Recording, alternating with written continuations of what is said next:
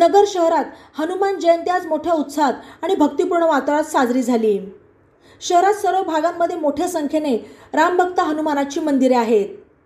अयोध्येत श्रीराम मंदिर झाल्याने नुकतीच श्रीरामनवमी मोठ्या उत्साहात साजरी झाल्यानंतर आज रामभक्त हनुमानाचा जन्मोत्सवही शहरात मोठ्या उत्साहात आणि भक्तिपूर्ण वातावरणात साजरा करण्यात आला। शहरातील हजारो भाविकांचे श्रद्धास्थान असलेले सर्जेपुरा येथील दक्षिणमुखी हनुमान मंदिरात आज सूर्योदयाच्या वेळी हनुमान जयंती भक्तिभावाने साजरी करण्यात आली।